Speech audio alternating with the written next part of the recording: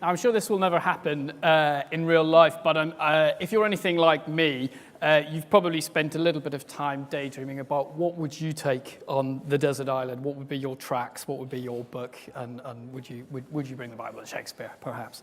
We're going to indulge in a little bit of that today, following the polling from last week. We've got a panel absolutely perfectly placed, I think, to answer that question. In the centre, looking like a professor, as always, we have Professor James Crossley, who is... So you need to have a sort of grey bouffant or something. Grey, don't worry about that. Professor James Crossley from St Mary's, who is an expert on the Bible and religion and culture and politics. Some of his past work has focused on two periods of history which, depending on your perspective, are either incredibly similar or incredibly different. I'm referring to our own time, or Britain in the 20th and 21st century, and the 1st century AD in Palestine, the time of the early church. He's also, I believe, written on the theology of Monty Python's Life of Brian. Is that correct? So no jokes about not being the Messiah and very naughty boy and all that. Next thing we have Dr. Katie Edwards, who is perfectly placed to look at this subject. She lectures on the Bible in modern culture and society. One of the areas that she looks at are gender archetypes from the Bible, figures like Eve and Jesus himself. She may hopefully tell us a little bit more about that as we go on. She's looked at how the figure of Jesus informs rap culture. I don't know whether she will take Kanye West or Eminem possibly on your desert island. We'll find out as time passes. And on the end, we have Matt Valler, who's variously described as a youth worker, a digital designer, and a communicator. What do you prefer? I like innovator. Innovator is... His recent work has involved working for both the Scripture Union and for the international side of the Bible Society to look at how the stories from the Bible can be reinterpreted and brought to life for a digital generation. That's the kind of thing that you might read in a marketing brochure. So we're going to ask him a little bit more about what that means in practice. But he was telling me earlier that for him, the stories from the Bible, there's nothing off limits for them. He believes that it's time, I think, for the church to relinquish control of the stories of the Bible, and even the story of the crucifixion could be reinterpreted for an atheist narrative. So when we hear that, I'm sure there'll be a little bit of tumbleweed across the room. If you have not grown up in this country, you won't be familiar, perhaps, with Desert Island Discs. If you have, I'm sure it's absolutely imbued in the culture. For an incredible 70 years, this program has been running first on the Home Service and then on Radio 4. A very simple concept. Major figures from our culture and society are asked to choose 8 tracks, a book, and a luxury item which they would take on a desert island disc, on a desert island. But crucially, everyone who appears in the program is given 2 things, essentially, compulsorily. The 2 volumes, the works of Shakespeare and the Bible. And the assumption there has to be that these are 2 giants of our culture, that these will be things which everyone can relate to and benefit from, but can they? So last week, this conference, as you will magically see above our heads, commissioned some polling from Comres, and the British public, or public in mainland Britain, were asked whether they would take the Bible on a desert island. Out of the adult population, overall, only a third said that they would do, and magically, or not quite a third. Actually, what I was struck by was that when you drill down into those numbers, in fact, among the youngest demographic, the under 24s, it was a much smaller proportion. I think it was 18%. And even in the highest age group, so it goes up with each age category. But even among the over 65s, it's well under half of the population who said that they would take the Bible onto a desert island. Perhaps most strikingly, though, I thought, was that those who at the beginning of the poll had ticked the box Christian when asked, what is your religion, alongside what is your gender and political persuasion and all the rest of it. Only half, in fact, not quite half, 49% of those who ticked the Christian box said that they would take the Bible on a desert island. Strikingly, it was almost... Well, perhaps. But strikingly, almost the same proportion of Hindus, 46%, said that they would take it. And actually, 2/3 of those who ticked the box to say that they were Sikhs said that they would take the Bible on a desert island. So I'm going to ask each of the panel, first of all, does that surprise you? Is that where we're at as a society, or are we more attached to the Bible than perhaps that poll would lead us to believe? We'll start with you, Katie. Okay, I'm not really that surprised, to be honest. Polls around the Bible or biblical literacy always tend to come out quite negatively where the Bible's concerned. And there are lots of reasons why that might be. So it can be the collection of data, it can be how the data has been collected. So, for example, I go into schools a lot because I've got a regional accent. So anytime there's any kind of WP agenda, they come wheeling me out. And I have to go into all the schools and say, yeah, I've got a bit of a non-RP accent, check me out. And initially, the very first time I went into a school, I was mortified because the hostility, just because I had biblical studies in my title, was awful. And I wasn't prepared for it, which I should have been really, because as soon as you say, if you go to a party and you want people, there's somebody there and they're talking to you, you actually want to get rid of them, the best thing to say, little tip for you all, best thing to say that you're a lecturer in biblical studies, they will be gone within seconds. Tell them you're a journalist. Oh. Not even right in. Yeah. So there was this kind of hostility when I went into school. So I very quickly learned to build in like a 15 minutes resistance time. And that 15 minutes resistance time was to allow them to get comfortable with the idea that I think they assumed that I was going into, well, they made it very clear actually, that they thought that I was going into evangelize, they thought I was going to convert them. And actually, I'm just going to go in to analyze some images. But once they got to know what I was doing, they're absolutely fine. And let me tell you how quickly biblical literacy increased within that 15 minutes. It went from, we know nothing, we don't want to do it, we don't want you here, we know nothing about it, it's nothing to do with my life, to 15, 20 minutes later, all of a sudden, they knew quite a lot and actually they were quite interested. So what's biblical literacy and what can be hostility or a political position that's not about necessarily the Bible or the book itself, but it can be about organised religion, it can be about what young people in particular think organised religions stand for. It can be all sorts of things, but it's not necessarily about how much people know about the Bible or whether what they think about the book itself. So I'm not surprised, no. James, do you from your perspective of studying the 20th and 21st century, do you think we've actually gone off the Bible as a culture? Very difficult question to answer, I think. Because you'd have to measure it with previous generations. But what you can say about, say, a current generation, and there's been some work done on this, and I've done some work myself on this, is, for instance, in the summer, in the context of the Brexit, I decided this is a perfect opportunity to find out what kind of attitudes there are towards kind of Englishness, the Bible, religion, and so on. And I asked, what's your view of the Brexit? What's your view of what happened after the Brexit? Then I threw in a quote from David Cameron about the Bible being, the source of English values, democracy, freedom, and so on. And suddenly no one would speak. They were just baffled. They thought I was lying. They thought I'd made it up. And they said he wouldn't possibly say that. But there was no hostility to the Bible. It was just that it was a kind of irrelevance, was the idea. It was just a sort of a relic from the older ones said, well, we did it at school. It's got some nice stuff in it, but I don't really care. Whereas most people say under the age of 60 was more utter indifference to it.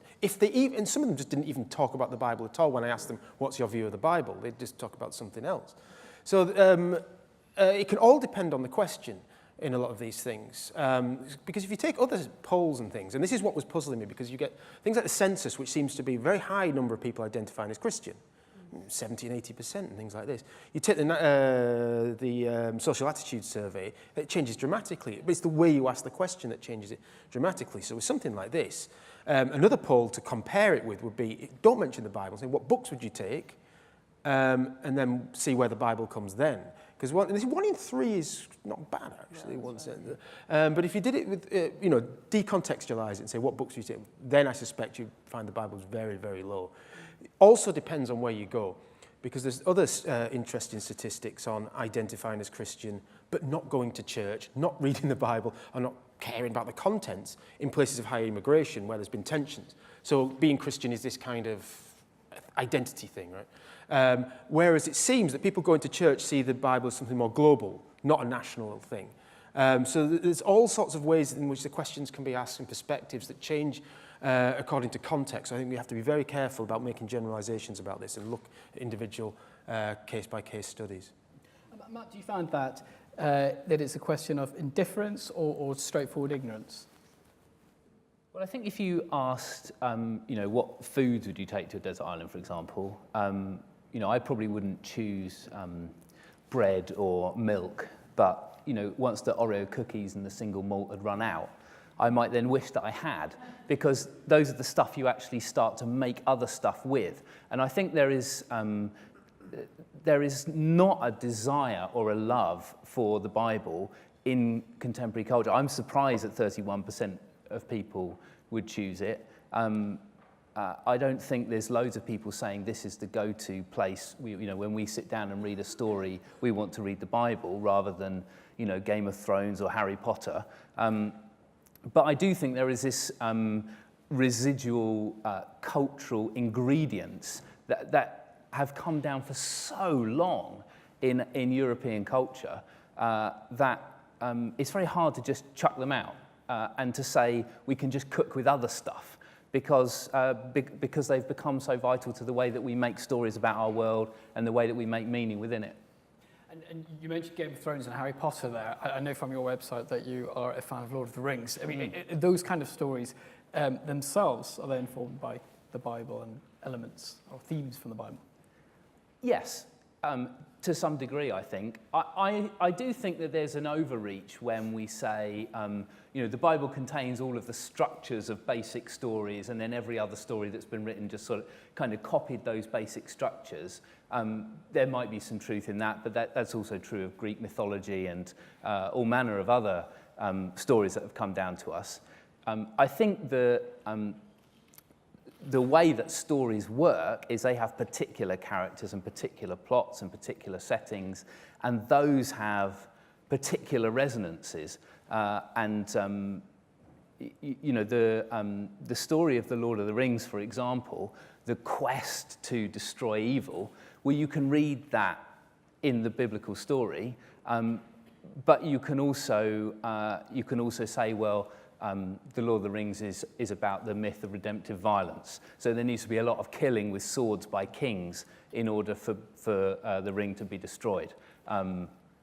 But the New Testament, for example, is the myth of redemptive non-violence. And so you're reading a completely different story within the biblical text to the one that's found its way into culture at large. So to me, the reason the Bible becomes the ingredients of our food is because that reference, that interchange, is where we make meaning with the Bible, rather than what I see is happening increasingly within church communities, where the Bible becomes meaningful because it can tell us what to do or what to think or how to behave or what to believe.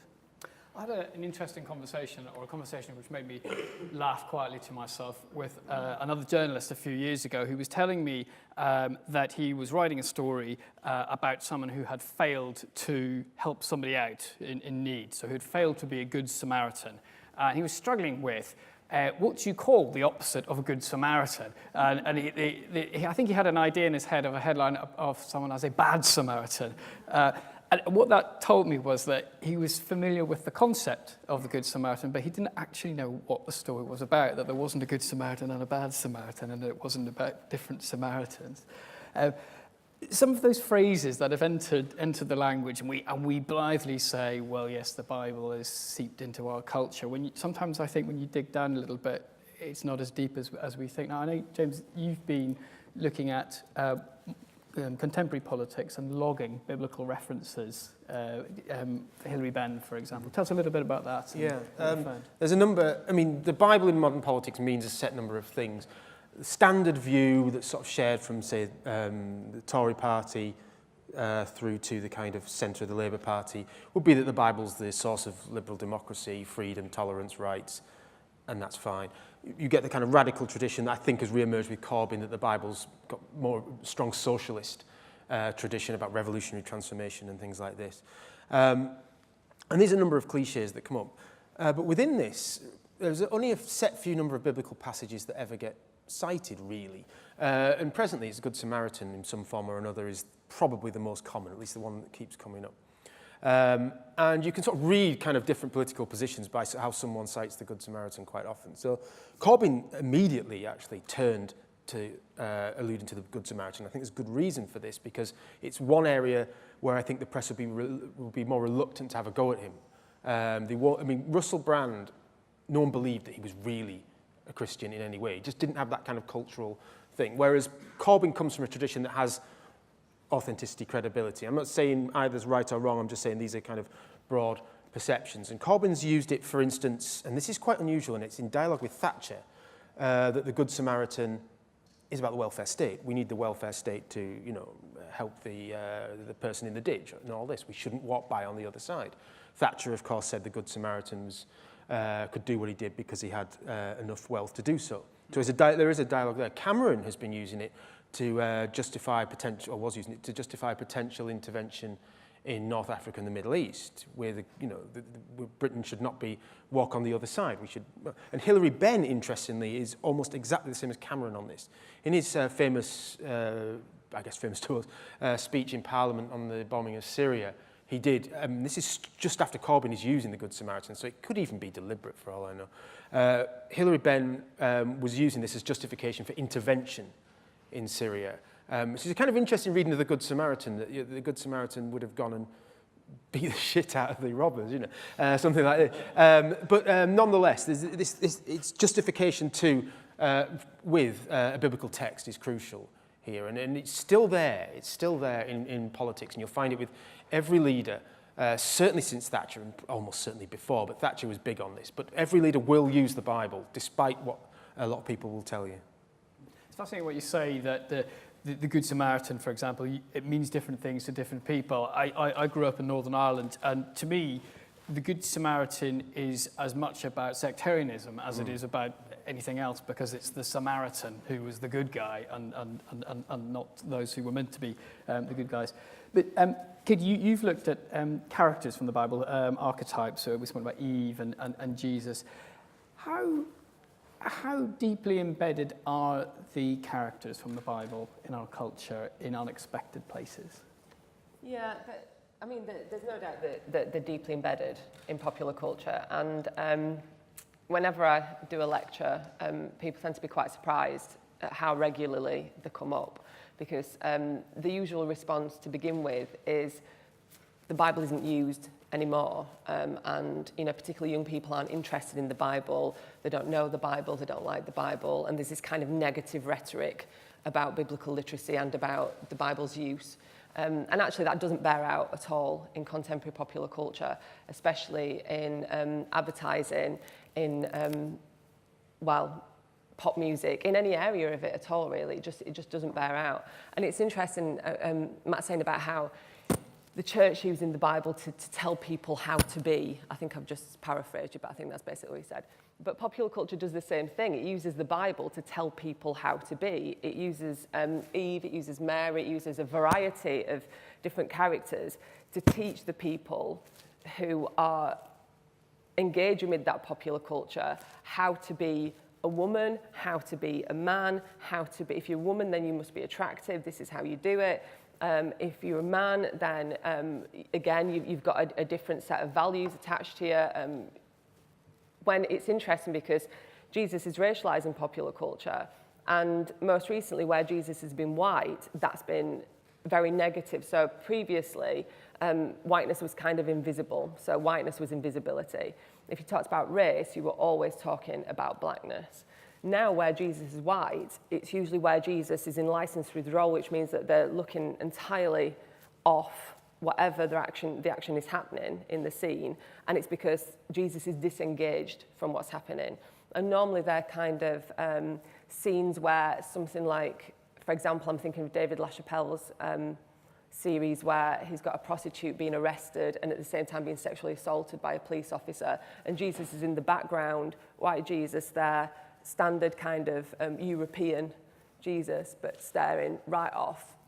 Doesn't really get what's happening. He's present, but is not actually intervening, and he's got no. It's not that he's got no power, but he's got no interest in that particular scene. So there are real political messages that are being given, but at the same time as that, there is no doubt that the Bible is used as a vehicle to communicate ideas around gender and race and ethnicity and abilities and class as well. So, for example, with Eve imagery in advertising in popular culture, I'd got a database, because I'm so cool. I made a database of Eve images. I know what you're thinking, you're impressed. Eric, Eve-related index collection, thank you. I know. Didn't have a boyfriend at the time, I don't know why, can't imagine. Yeah, I've got Eric, thanks James. It's funny, isn't it? It's really funny. So I created this collection. It's now got over 2,000 images in it. And still, so I've been collecting it for, I'm really making myself sound like a loser. I don't know why I've gone down this, why have I gone down this road? Why have I gone down this road? So these are from sort of America, Australia, UK. There are some from France and Germany. So basically the countries where these images circulate. So it's the same image that circulates. And in those images, still only 50 where Eve is a woman of colour.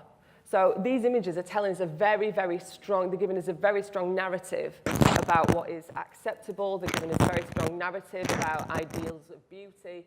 And they're giving the people who read it a very strong narrative around issues of sexuality as well, because obviously Eve in contemporary popular culture is straight. She doesn't work when she's not straight. She has to be heterosexual. So it's about a very prescriptive heterosexuality that women must conform to in order to achieve this kind of power, social status, economic independence that's been sold by it. So it's not just the church, but the Bible is being used in other ways. Now, I'm not saying that there's not some resistance to that by consumers of popular culture. I'm not of the opinion at all. So some people are that consumers of popular culture, consumers of the media are kind of passive.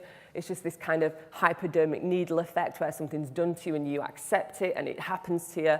I don't think so. I think people are much smarter than that, and they recognise what's going on and they do resist it to a point. But it's very, very difficult when it's so overwhelming and it's so all-consuming and it's wherever you see, whatever you look at, it's very, very difficult to challenge that on any serious level.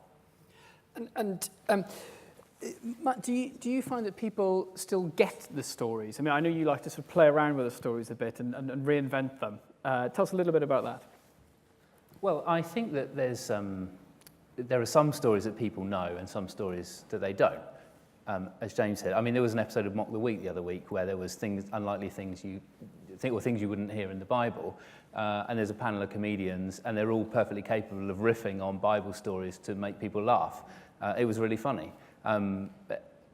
So I think there's a palette of stories that people know. What sort of things did they say that you wouldn't get in the Bible? That's a good question. I can't remember.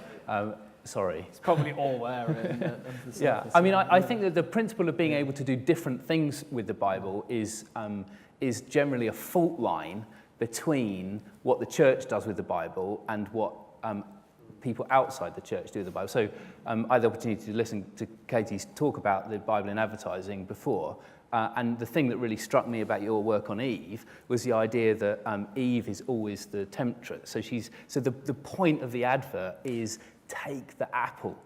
So the church would say the point of the Adam and Eve story is don't take the apple. Or at least if you did take the apple, you're really bad, and then you're going to have to need this whole salvation thing to kind of sort that all out. Whereas the advert is just take it, go on, it will be brilliant. So you're using the Bible in a deliberately alternative way. And I think there are loads of stories in which people have started to do that. They tend to be outside of the church.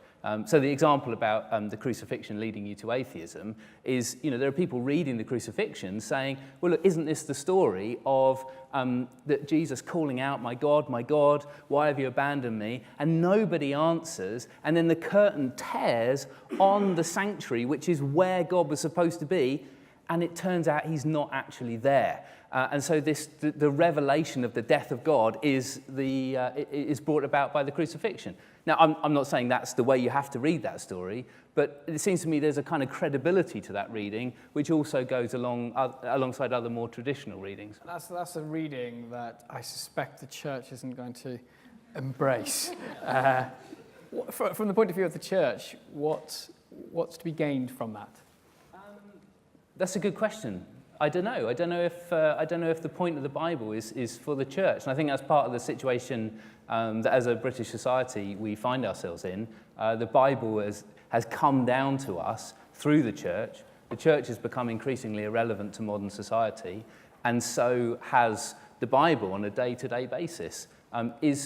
I think most people inside the church really hope that there'd be a revival in biblical literacy, because that would be a revival in church attendance or in religious affiliation, and I'm not at all sure that that's what it would equal. I think, I often feel like the church has stolen the story of the people, and it would be great to give it back. And I think that would mean people creating outside of the church, from within the Christian tradition, in other perhaps non-confessional or other confessional types of futures.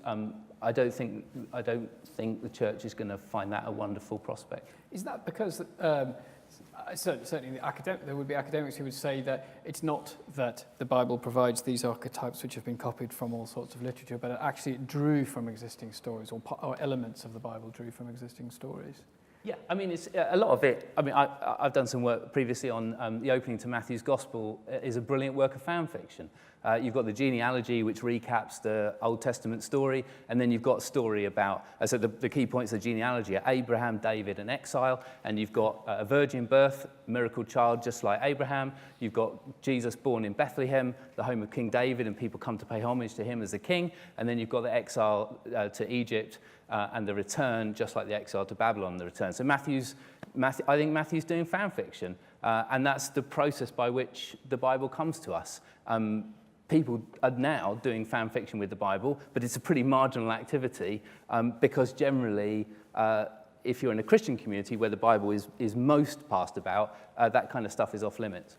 So you're talking about how the Bible is seen as irrelevant to potentially increasing number of people. And we've got a clip here, I think, from the film Suffragette, which shows us two women in their uppers, two suffragettes, turning to the Bible in unexpected circumstances. So for those watching later on YouTube, we've just watched a clip from the film Suffragette, in which two suffragettes comfort each other with a verse from Revelation 21, which clearly both women knew in that context. It's obviously a verse which, even today, I think many people would be familiar at least from funerals. But is that a realistic portrayal? I'm just going back to you again, James. Did there come a point before which people just knew verses from the Bible like that, and after which they forgot them, or was it a more gradual process, or was it never really the case? People point out there have been historic examples where kind of workers or whatever, field workers, wouldn't have known much about the biblical text. In other contexts, they would. It's not to deny that something has been happening in the past 40 years. I think it really has. Something like that scene, is it realistic or not? Okay, I'll leave to one side. But coming from that kind of tradition, that period, it wouldn't have been unusual to know biblical texts in some details, and certainly from the left, and on the right for different reasons. But I don't think whether something like that actually happened, but you quoting a text, knowing the text, and knowing that the Bible supports your view was common enough at the turn of the 20th century in those kinds of circles. So in itself, citing the Bible like that wouldn't be a problem. So when the Labour Party now sing Jerusalem, Yeah. they're obviously drawing on a Methodist tradition, perhaps. Yeah, very much so. And the Labour Party, there's a sort of internal dialogue with the Labour Party. Again, whether they know it or not, I don't know. But when Tony Blair did his speech after September the 11th about transforming North Africa and the Middle East, he was evoking a strong Labour tradition that was used, the same language that was used for building the NHS, for instance. Media didn't pick up on this, interestingly, but I think it was designed for the Labour Party. They know that bringing a new Jerusalem is part of their heritage, and we're bringing a new Jerusalem, no, that wouldn't have been used, to the Middle East. So that's still there in certain circles. Again, it's kind of interesting. I doubt it would be so easy in sort of feminist groups to find people quoting the Bible like that. But who wouldn't know that that was biblical in a way? It sounds like the Bible. There is that kind of level of literacy around. It sounds biblical-ish. It's sort of the Bible. Yeah. And Katie, likewise, the characters from the Bible, would they once have been better known than they are now, or did they just manifest themselves in different ways? Yeah, I think that's the most problematic question of all, because we don't know. Because what we do know is that there's been continued anxiety throughout history about biblical literacy or biblical illiteracy. So what we do know is that has been the continued rhetoric, has been this real concern, this genuine concern around people either not knowing the Bible or not knowing the Bible well enough. And that's been for centuries and centuries, going back to, well, whenever. So we've had that. That's a pattern that we have. Now, there are different golden ages depending on who you speak to. So some people will say that the golden age was the time when Shakespeare was writing, and everyone who heard Shakespeare, anyone who went to the plays, would know exactly what he was talking about, and it was actually written in the order that you would hear it in church. So that means that you would have this very kind of intimate knowledge of what he was talking about. But again, some people disagree with that very, very strongly. So it is, James is right, everything always is of course about context. That's the answer to everything all the time. But whether there were times when things were more common, understood, people were more literate, we just can't point to a golden age. And so, which is very interesting, given that the whole idea of decline suggests that we are in decline from something. So to say that we can't actually point to where we're in decline from is interesting in itself. It brings a very interesting, it brings a complexity to the debate that I don't think is really, it's not been articulated yet. It also depends on how you define biblical literacy. If you do it in the kind of, no one knows what biblical literacy is. So if you do something like the quasi-Protestant thing, you know every chapter and verse, you can cite it off the top of your head and things like this, maybe, and then you can measure it. Or do you think, well, take Katie's stuff at, you recognise, who Eve is, Jesus is, and maybe, one or two other sort of figures. That is a literacy in itself, a visual literacy. So you've got to be careful about how you're defining biblical literacy here.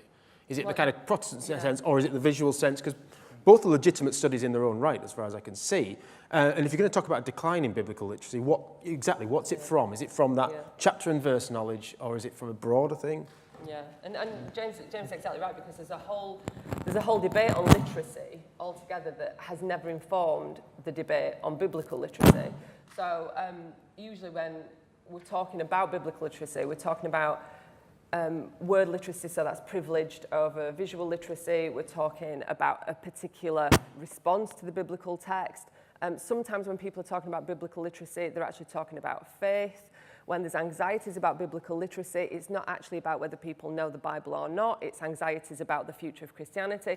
So the very debate about biblical literacy is very, very complex. And we all use this term, and actually no one really knows what it is we're talking about. So therefore, it's very, very difficult to say what exactly is in decline. It's very, very difficult. And so I think part of the project is to state very clearly, what do we mean when we say biblical literacy? And, education, English, they've all had for years now, decades, they've had these conversations about literacy itself, and that hasn't informed conversations about biblical literacy at all. And that's what James is saying when he says, what do you mean by literacy in the first place? What do we even mean by that? Probably can't see it from where you're sitting, but there's fantastic examples of biblical literacy all around us on the walls above.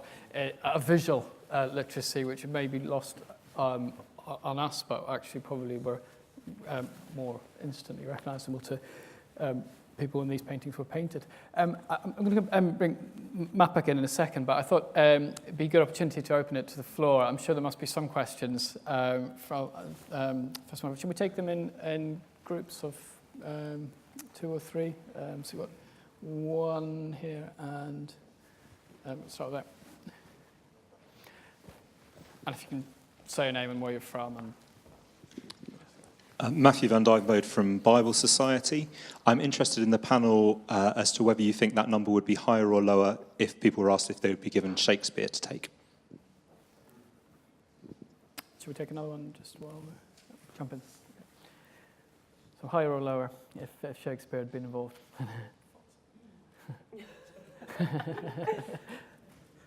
There has been a study, hasn't there, about Shakespeare, where young people asked about Shakespeare. And I can't remember off the top of my head exactly who did that study, but the kind of the same sort of figures, but it's those kind of sort of quizzes about biblical literacy they're always quite difficult, aren't they? Because again, it depends on how the questions are being asked, where the questions are being asked, what kinds of questions are being asked. If they're those kind of slightly trick questions where you put something like James was saying about biblical literacy, it sounds sort of biblical-ish, you kind of know it's from the Bible. And when you get a quote from something like Harry Potter or Shakespeare that sounds, or Hunger Games, I don't know, whatever's fashion, Twilight, whatever's fashionable at the time, and you put it in and it sounds sort of biblical-ish, and it kind of fools whoever it is think, that could, no, actually, yeah. And in the end, it's actually something that, it's a U2 lyric or something like that. And equally, I've read... Of course, steeped in biblical imagery. Indeed, exactly, which is one point. And so it's the same thing when you see... I've been working with a research group recently, and they did... they went to a shopping centre and did a series of questions there at a shopping centre.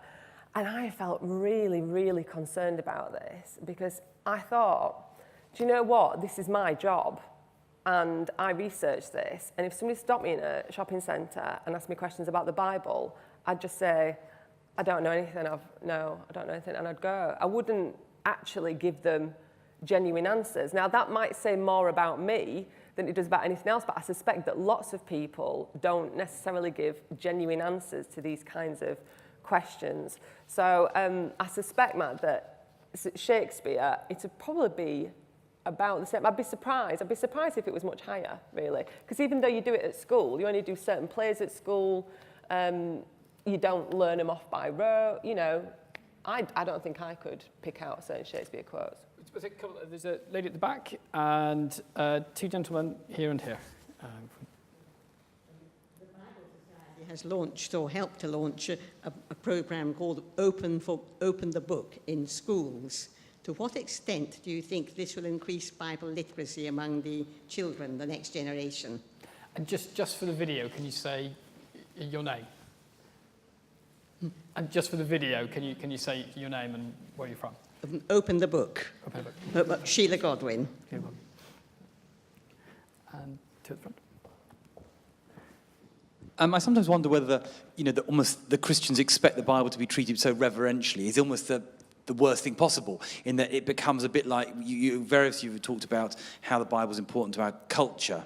And it's like it's Big Ben, or it's, the design of the stamps, or it's the National Trust. And actually, when it becomes part of the establishment, then it ceases to become radical, it ceases to become surprising. And actually, I'm happy with fewer people want to take it, because I don't want it to become this sort of default thing that people, as I say, becomes valued because it's a cultural icon, rather than because it's actually a radical or an exciting book that people want to read, and some people like it, some people don't like it. It's interesting that, just one more point on that, is that often people like Melvin Bragg have talked about how much they love the Bible. What they really mean is they love the King James Version, and they love the wording of the King James Version, not actually I wonder what Melvin Bragg thinks of the New Living Translation. And gentleman just here, just behind. In some sort of similar vein, I wonder that, say, for argument's sake, 50 years ago or towards the first half of the 20th century, that every man was going to church regularly, was attending church regularly, and was listening to the King James Version as part of their everyday culture or their once-a-week culture or whenever they go to church. Where will the every man hear the Bible or have access to that now? And is there anything that we can contribute to that? Well, that sounds like your field. Well, I actually think that Open the Book is a really interesting program. To answer that question, I think that's part of the way in which kids will find out the Bible in primary school. And part of the reason I think it's interesting is because it just tells you the story. It's not trying to force a meaning of the story on you. And so I quite like that approach. In all honesty, I think that the Bible is unlikely to be to come back into any sort of regular daily or weekly engagement without going back to the structure of some kind of religion that is built on precisely ensuring that happens. And I just think we've left that world behind. And to be totally honest, I'm not sure that's a bad thing. We've inherited a Bible that comes from within the tradition of empire, and most of our ways of reading the Bible have come from within the tradition of empire. And to me, the biblical literacy, compared to the clip we saw, has declined most rapidly as our confidence in empire declined. Now, there are people who are reading it very differently. Empire kind of gives you this theology of answers to questions. Reading from the margins gives you a theology of questions to answers, and I think people are coming at the Bible in that way now. But it's not the same. It doesn't have the same function when you do that. You don't necessarily build it into a pattern of daily or weekly reading in the same way that religious communities have done as part of propping up the establishment. So I'm not sure that's coming back. I'm not sure. I think what would be I loved the film Noah, Aronofsky's film Noah. It was a brilliant work of Midrash, which is the Jewish tradition of ancient Bible fan fiction, and where rabbis continually add and contest and create their own narratives around the biblical text. And Aronofsky mined the biblical narrative. He mined the tradition of Midrash around the Noah story, and then he added some of his own bits. And it was, I thought, by and large, it was a pretty good film, and it spoke to the environmental and existential concerns of our time. So that was a pretty big piece of Bible engagement, for want of a better word. I think stuff like that is cool, and more of that would be fun. Whoever wants to come in on this, do you think the Bible has suffered from its connection with the Age of Empire and the establishment? No, I think this is how it survived. If you take, this is we'll cover a couple of the questions in a way. It's Shakespeare, the Bible, and Radio 4. Okay, could you get three bigger cliches, King James Bible, three bigger cliches for middle class Englishness? And when it was the 400th anniversary of the King James Bible in 2011, you got all these videos, they're set in kind of settings like this, all august and very serious people, with the occasional regional accent for sure, but it's nice English vicars, Hyacinth Bouquet, and Richard Dawkins reading Song of Songs, telling us it's a love poem, and then talking about its beauty, and it's kind of creepy. But Dawkins is saying anyone who doesn't know this is verging on the barbarian. It's like that's talking about quite a lot of people in this country. And so I think to talk about the Bible in this sense is to talk about a certain set of English values or constructions of Englishness that isn't actually shared by everybody else in the country. But I think a lot of people assume that the King James Version is. It was interesting that the King James Trust had to change its name from the 2011 Trust because nobody knew what the hell the 2011 Trust was. No one knew it was the 400th anniversary. No one presumably cared it was it. And then what do we get? We get the, to go back to the Bible in schools is interesting. It depends how much it will be used. My daughters get, I had no idea, but they come back and they've learned about the kind of Moses story and maybe one or two other, Jesus or something like this, but nothing much more. So that is going on. But when Michael Gove sent the King James Bible to schools, everybody knew it wouldn't be read. But I don't think that was the point. The King James Bible, all the press releases say, it's about our democracy, culture, heritage. Both Gove and the King James Bible Trust barely ever, if ever, I don't think, mentioned religion, faith, belief, or anything like that. It's all about cultural heritage. That's what it's about. The weird stuff they don't want to touch. We've got a few minutes just for a few very, very quick questions. If we've got, there's a hand at the back, and so a lady at the back and gentleman just here. I was speaking to Brian McLaren just a few weeks ago, and he was saying actually that Christianity isn't necessarily declining. It's just that people just aren't going to church anymore. They're becoming red letter Christians. They're going out there and they're giving to the poor. They're being good stewards. They're campaigning for things like that. Would you agree with him that Christianity isn't necessarily declining? It's just that Christians are perhaps not going to church because they're doing it in different ways now. Okay, we'll come back to that. Just one second, just to get this gentleman's question as well. Yeah, I was just thinking about the well-known phrase that, somebody say, we are the only books, the only Bible some people will ever read in our lives. And I was just thinking about the whole business of, to me, the Bible is like this treasure chest, which as Christians we kind of inhabit, and as creative communicators we can get inside some of these truths and stories and reimagine and re-communicate them. And that seems to me to be a key way that we take the messages of the Bible out to the culture today. So just going back to the first question, Casey, do you want to take that one? Is it your sense that there are Christians out there who just never go to church, but who in some way have imbibed the message of the Bible, if there's a... Yeah, I think that's true. I think Christianity has changed, it's shifted. And, Grace Davies' work covers this with her work on believing but not belonging, where you still believe you might even identify as a Christian. You don't want Christianity to go away, but you're happy for other people to do it on your behalf. So you don't necessarily want to practice it, you don't necessarily want to attend church, but you might still identify as a Christian, or you might still live by Christian values. So there is some real change there. I think there's something different happening with very young people, because with very young people, there seems to be, and the research shows, there seems to be a real disconnect, especially around the Church of England, and I think that's come up through debates around same-sex marriage. I think it's come up, through debates around women in the church, and there's a real disconnect between the values that young people, or many young people, carry, and the ones that they think that are, held by the Church of England. And that seems to come up time and time again, and it seems to come up even when I'm teaching, especially first-year students. There's real anger, actually, among young students who want to study the Bible because they're actually very angry about the way that it's been used in current debates around issues that they consider human rights issues. So, but they wouldn't, at the same time, many of those students would certainly identify as Christian at the same time, but they don't want to attend a church that they think is presenting these really problematic positions. And James, very briefly, do you think that the Bible can be reimagined, and is that desirable?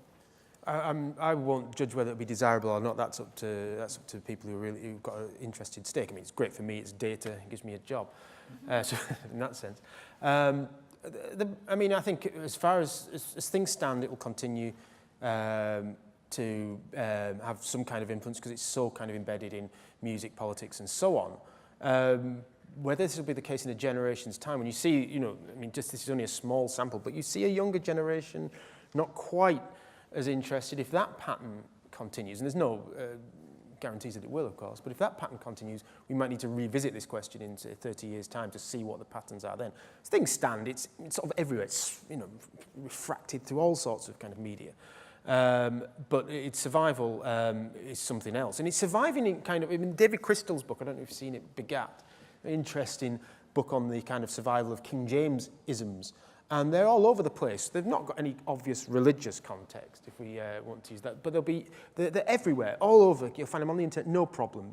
Shops, advertising, everything. And there's a number of other kind of factors here as well. And one is to pick up on what Katie was saying. There's identification as Christian can depend on the question all the time. I think I mentioned this earlier on about the census. It goes really high when they say, what is your religion or something? And it's like Christian, Muslim, blah, blah, blah, no religion. You get a lot of people take Christian. If you just say, you know, are you religious or something, then you might find no belief go up.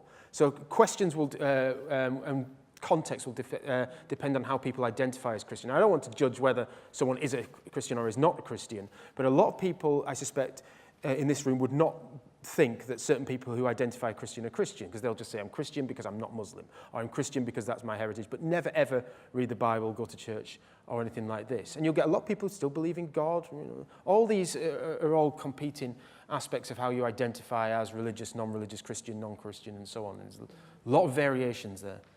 So before we set off on our desert island, I just want to ask each of the panelists in 30 seconds, really. First of all, do you think that if we were able to reintroduce the Bible the way some people are trying to reintroduce wolves or beavers into the countryside, what would society be like?